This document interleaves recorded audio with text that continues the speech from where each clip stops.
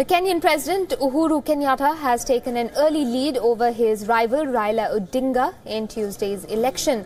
With 85% results in Kenyatta has gotten 55% of the vote against 44% over his rival Raila Odinga.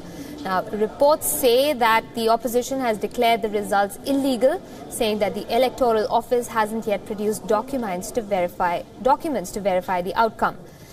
This vote pitted the president, the son of Kenya's founding president, against Raila Odinga, who's a former political prisoner and the son of Kenya's first vice president. Votes were cast on Tuesday amid fear of violence over the results of the polls, because opinion polls released a week ago had put the two candidates neck and neck. Add to that the fact that in 2007, Odinga has called for street protests after problems with the vote count triggered widespread campaign of ethnic violence in which 1,200 people were killed and 600,000 displaced. Adding to the worries right now is the fact that he's once again rejected the poll results. It's a sham and a total disregard of Section 39 of the Elections Act, which requires the IEBC to stream all Forms 34s on the public portal. As we stand, not a single Form 34 has been streamed. What we are getting are text results that are not provided for under Section 39. The Form 34s are not supposed to come after the results. They are supposed to accompany the results. South Africa's President Jacob Zuma has survived the no-confidence motion. Having survived 8 such motions in 8 years as the president, he can well and truly be described now as the cat with 9 lives. In power since 2009, he has staved off accusations of corruption and mismanagement from the opposition in the past.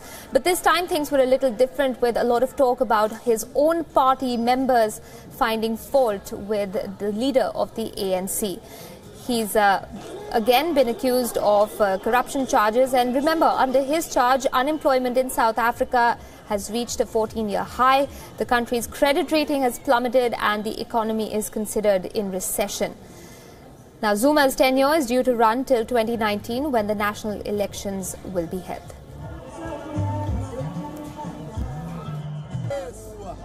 It's difficult to defeat the ANC. You can try. I'm sure you'll remember that today the vote of no confidence was number 8. Always they try. Abafundi ukuthi ngekuyithinta ANC. Joining me live on the broadcast for more on that story is my colleague Inga Mizileni, who is going to give us more details about that no-confidence vote. Inga, once again, it seems that loyalty from party members has come through to save the day for President Zuma. But this time it was a bit different, wasn't it? I mean, this was a secret ballot. Party members could have voted for whoever they chose to, or rather voted for or against the president. But what exactly does this mean for Mr. Zuma's legacy and the fact that the ANC is going to be electing a new leader at the end of the year? Yes, indeed, Aisha. Now, what is happening is that if the motion of no confidence succeeded, there was going to be catastrophic results, because ahead of the motion of no confidence, there were talks within the ANC, knowing that the ANC is already divided. You had some of the ANC factions publicly voicing out their support for the motion of no confidence. So this outcome came as a surprise to many, because you had the majority backing President Jacob Zuma. So ahead of this motion, the chief whip of the ANC said that if the country votes President Jacob Zuma out, it will be like a nuclear bomb.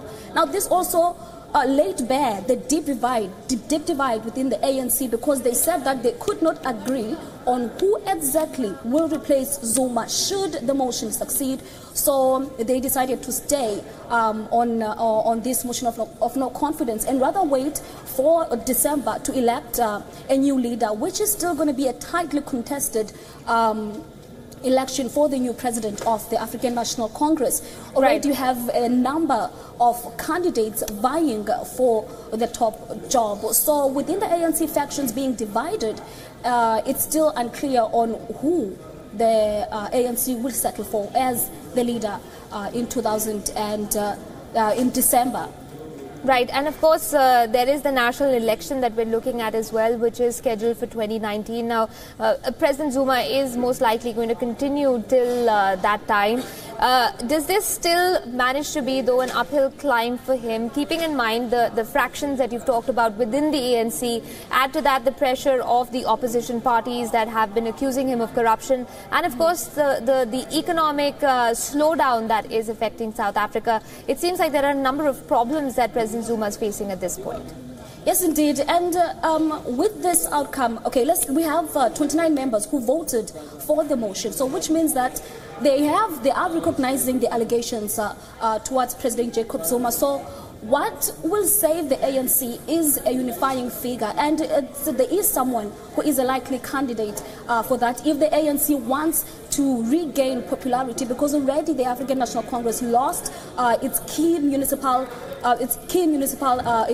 provinces during the municipal elections. So they have to come up with a unifying figure for them to regain popularity in South Africa. And the likely candidate to do that is a daughter of the apartheid activist, which is Minister Lindiwe Sisulu. Right. She has served the ANC since the dawn of democracy, which is 1994, and she is currently serving as Minister of Human Settlements. And one of the things that made her stand out is the fact that post-apartheid, the townships that were being developed in South Africa were integrated. Inga, allow me to come in. I apologize for cutting you off. We're going to have to leave that conversation at that. Thanks for joining us with those